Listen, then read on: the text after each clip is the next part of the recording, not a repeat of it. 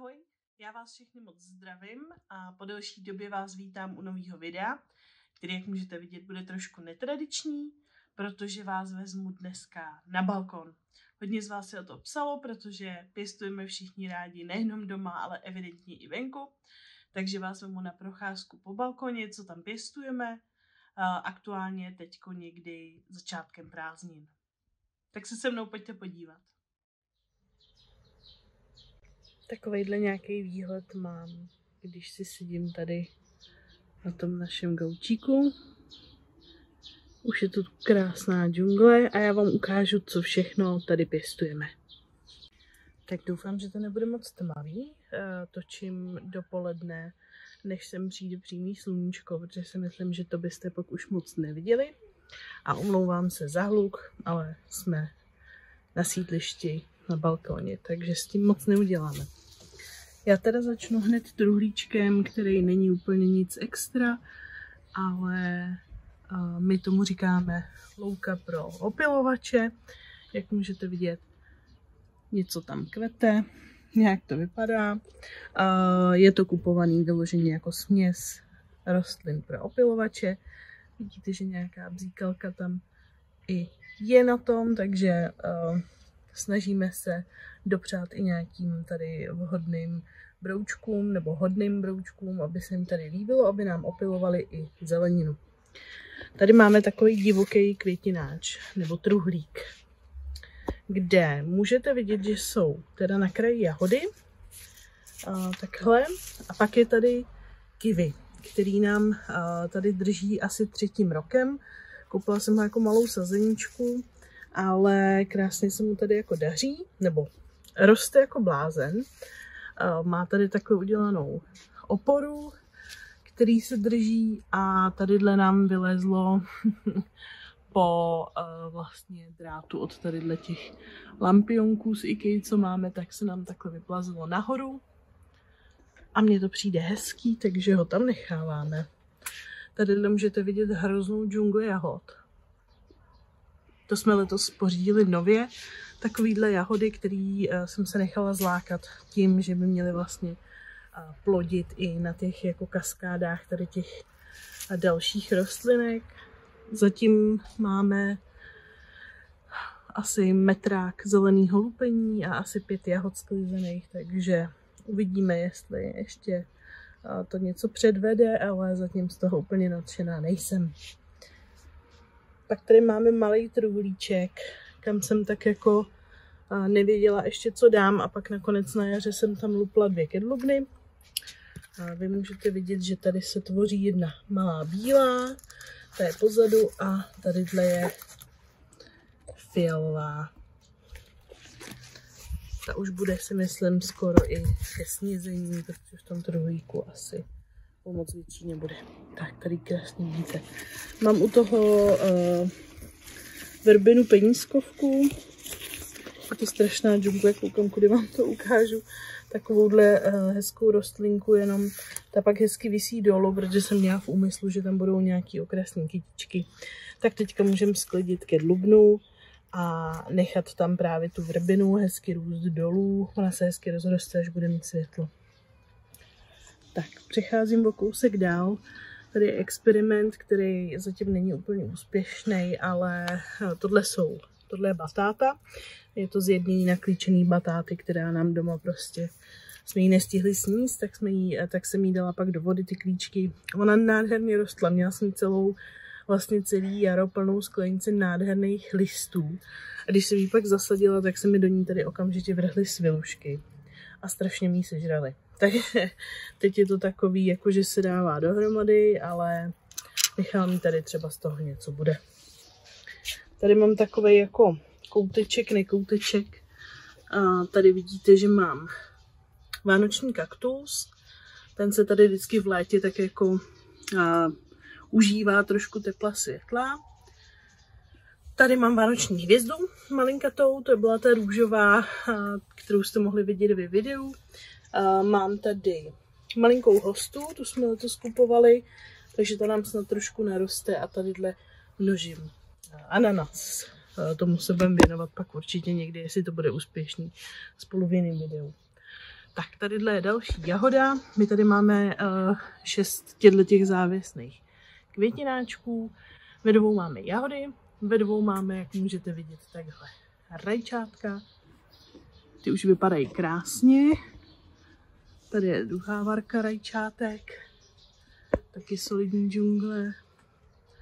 Tadyhle mám Million Bells. A tady je teda taková opožděná begonie. Já jsem tu begonku měla zazimovanou a nemohla jsem ji najít. Takže jsem ji vyndávala docela dost pozdě. Dole máme zavěšený truhlíky, tohle zase je takový katastrofální truhlík, ale nechávám ho žít. Tam padlo všechny sazeníčky, které vypadaly tak, jako že z nich nic nebude a bylo mi líto vyhodit. Na té kameře koukám, to vypadá ještě jako větší džungle, ale jsou tady teda 3 rajčátka, jenom takový ty maličký, vidíte, že jsou to malinký rostliny a už tadyhle kvetou, takže už tolik nenarostou. Je tady jeden utopený chudák salát, tak ten už budeme muset teďka jako dát pryč a hodíme si ho k obědu do nějakého dalšího salátku, protože ten tam nemá dost místa ani světla, ten je tam zbytečný. Tadyhle máme 2 takovýhle jako vyšší rajčátka. Teď jsme tady měli dost bouřky, takže vidíte, že ty listy nejsou napadený teda žádným škůdcem, jsou vyloženě jenom ulámaný a takhle oschlý, protože tady byla strašná buřina, hrozně foukalo. Takže tam jsou takovýhle 2 rajčátka a tady je hlavní dáma v tomhletom truhlíku okurka, nakládačka. Tady vidíte, že tady je jeden šlahounek. Tady pak tou džuklí vede další. Tadyhle jsou okurky, včera jsme sklízeli krásný 3, měli jsme z toho salátek k večeři šopák. Mám tady podsazených pár nějakých bazalek, který tady tak jako rostou, nerostou. Manžel mi to vždycky hrozně rád spláchne celý ten truhlík, takže bazalky jsou vždycky vyplavený, ale bazalka se vždycky hodí a oni ještě dorostou, ještě mají čas. Tak tadyhle jsou nějaký petunky jenom na ozdobu. Truhlíček lesních jahůdek. Já jsem si říkala, že se jich jako nezbavím, že ta úroda z toho není zas nějak extra veliká, ale ono zase jich je jako spoustu maličkatejch. Tady můžete vidět, že pořád tam nějaká ta jahůdka je a je to vlastně jako hrozně příjemný, protože to máme hned tady u toho našeho gaučíku. Si tady vždycky posadit a vždycky vidíte ze spoda, že tam nějaká ta jahůdka na zobnutí je, takže je tady nechávám. Tak tadyhle to je stejný případ, tady rejdily svilušky a než jsem stihla zasáhnout, tak to dopadlo takhle nehezky, ale třeba se ještě trošku zregenerujou, když tak je podsadím něčím, aby to vypadalo trošku hezčejc. Tak tadyhle máme jednu, no, teď vám to neřeknu, Mandevilu, to já mám strašně ráda. Loni se mi je teda nepodařilo přezimovat, ale tak jsem si letos koupila prostě takovouhle zase jako mladou, novou, tady jsou taky poupátka. A ráda to takhle pak nechávám plazit podél toho zábradlí a no to pak vypadá hezky. Ještě když to kvete, tak je to paráda. Tadyhle nám vyčuhuje břečťan, jak můžete vidět. Ten je tam taky takový chudák už pár let a moje vize je, že by to bylo takhle hezky jako obotaný kolem toho. Tady je druhý břečťan, z druhé strany zase květináč. Držím je jenom v květináči, abych je pak mohla zlikvidovat, kdybych si rozmyslela, že už to nechci. Tak, přicházíme na druhou stranu. Tady teda, jak říkám, je náš gaučíček. Tohle bordelu si zatím nevšímejte, to bude jedno z dalších videí, ale tady přecházíme teda na náš bylinkový truhlíček, ten je letos krásný, loni mi ho zase strašně žrali mšice, ale jakože hrozně. A to je něco, co jako člověk nechce stříkat obden, protože to chce obden taky jíst, ty bylinky. Tak letos mám radost, že vypadají takhle krásně, hlavně ta petrželka je krásná, a nic jí nežere. Tady mám šalvěj. Tohle. Já teď nevím, co to je. Bazalka? Ne, bazalka. Meduňka jsem chtěla říct. A pažitka. Takže to jsou bylinky. Tady je pak takový odkladiště zase nějakých sukulentů, ale ty budu všechny přesazovat a sesazovat a tak. Takže to vám zatím ani nebudu ukazovat, uvidíte to v nějakém dalším videu. Tadyhle máme takovouhle šílenou džungli. To ani nejde natočit, abyste jako viděli, co tam všechno je. Ale když to vezmu postupně, tak tady máme velký květináč, který takhle vede dolů na zem až takhle sem. Tak tam je jedno velikánský rajče. Tamhle už se dělají hezky rajčátka. Všude krásně to tu roste, takže to bude jedno velký rajče. Myslím si, že pro 2 nám to bude do těch salátků jako stačit. Tady, jak vidíte, je malina, ta je letos taky nová, takže neočekávám žádný sklízení, ačkoliv tady můžete vidět, že už tam pár malin možná i bude. Tady mám na stolečku zase takový myšmaš, který ještě čeká na zasazení. Jsou to většinou nějaký skalníčky. Tadyhle mám jeden ibišek, který teda zrovínka teďka nekvete, ale jinak má nádherný červený velký květy. A tady mám nějaký skalníčky, který se chystám právě zasadit tady do těch květináčů, až se zbavím tady těch sukulentů. Tak když to teďko vezmu od zhora, tak tady je žebříček, na kterým je vlastně 2. rokem plamének.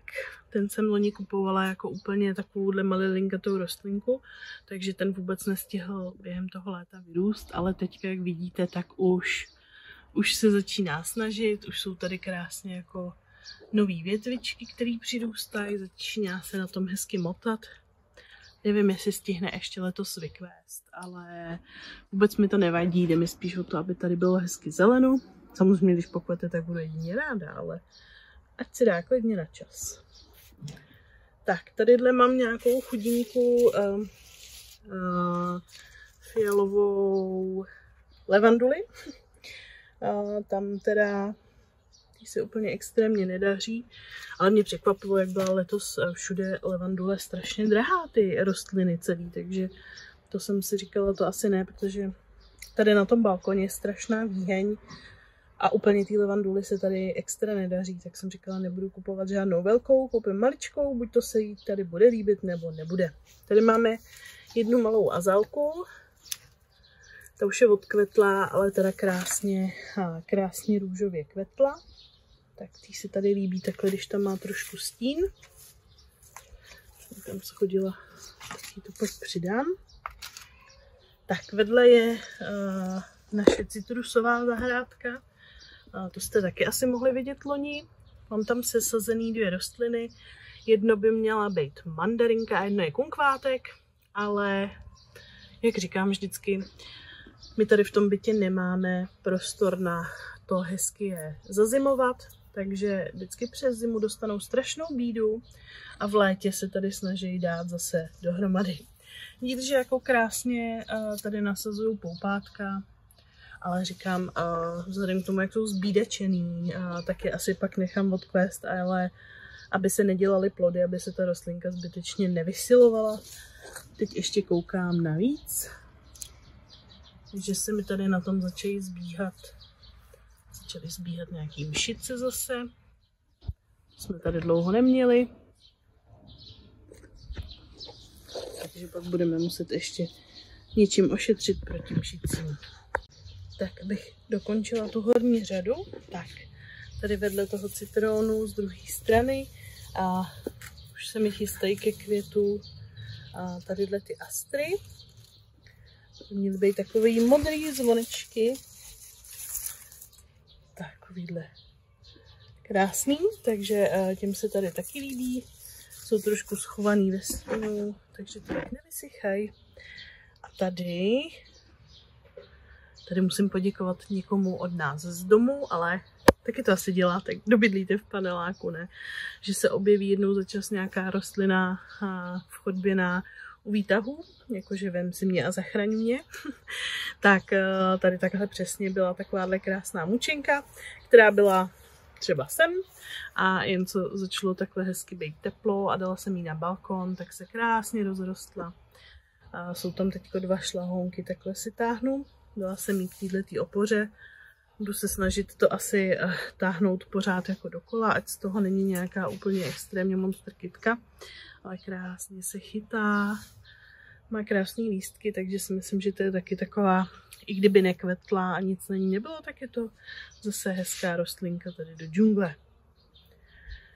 Tak, pak jdu teda dolů a tadyhle mám oleandřík, ten se taky krásně rozrostl. Tadyhle máme slunečnice a zase mám jedny takhle 3 v takovémhle květináči, který má plevel. Znáte to.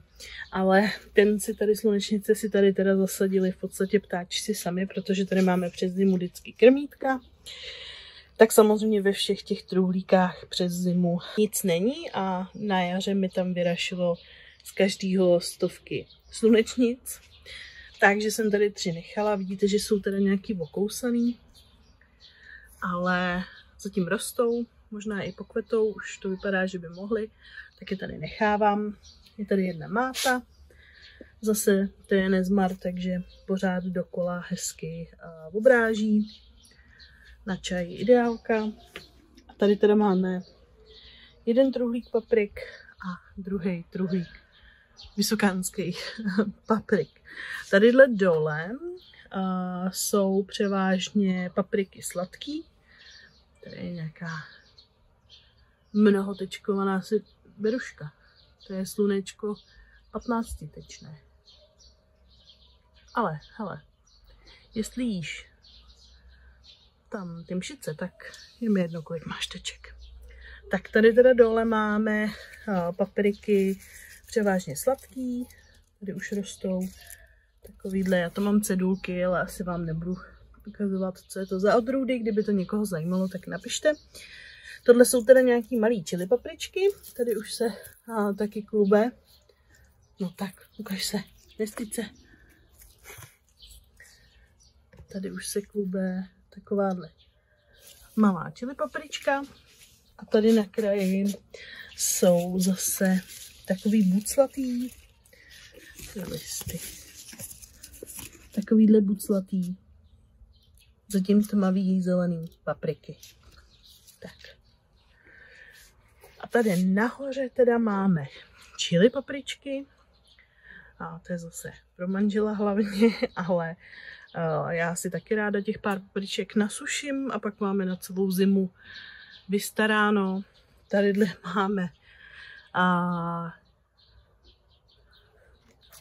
takovouhle, to už od pohledu je vidět, že bude pálivá jako blázen. Tak to vám můžu říct, že je Scotch bonnet. Extreme, ano, extrémně pálivá. Hned vedle máme teda chalapenky. Z těch já jako mám radost, bohužel nám zešla jenom jedna ze semínek, protože už jsem měla ty semínka asi docela starý, ale zaplať pánbůh za tu jednu. Jak vidíte, tak pár papriček tam bude. A ty milujeme naložený potom do různých takových těch mexických jídel, vždycky pár koleček přidat, takže to budu ráda, když se jich pár urodí, tak je naložíme do malých sklenček. Tak a tadyhle ty poslední, to jsou takový ty klasický pak červený, špičatý chili papričky, které prodávají většinou v supermarketech. Ty jsou fajn na to sušení a na mletí. No a to je skoro v podstatě všechno. Tadyhle mám schovanou další vánoční hvězdu. To byla ta moje větší. Ona je tam hezky schovaná. Takže ji tam občas i zapomenu zalejt, ale já koukám, že už se krásně jako rozrůstá, že to od nevidím do nevidím. Takže ta se tady vždycky hezky nakošatí přes to léto a v zimě pak dělá radost doma. No a takhle já tady sedím na tom gaučíku, tady si položím kafíčko Kochám se. Vidíte, že už jsem začíná jít sluníčko. Takže už to tu pak bude zase přesvětlený, tak nic neuvidíte, tak jsme to stihli akorát ukončit to včas. Tak jste to všechno viděli a já doufám, že se vám taková malá procházka po našem miniaturním balkónku líbila. Když na to nezapomenu a bude na to čas, tak se pokusím natočit i druhou část letos někdy na konci léta zase, až bude všechno plodit a všechno dozrávat, abyste to viděli, kam až dokáže ta džungle vyrůst a jak moc zarůst ten balkon. A hrozně by mě zajímalo, jestli máte nějaký balkon nebo aspoň parapet, kde pěstujete nějakou zeleninu nebo ovoce, nebo jenom nějaký kytičky. Moc by mě zajímalo, co pěstujete takhle za oknama nebo na balkoně. Dejte vědět do komentáře a já se na vás budu těšit u dalšího videa. Mějte se krásně a ahoj!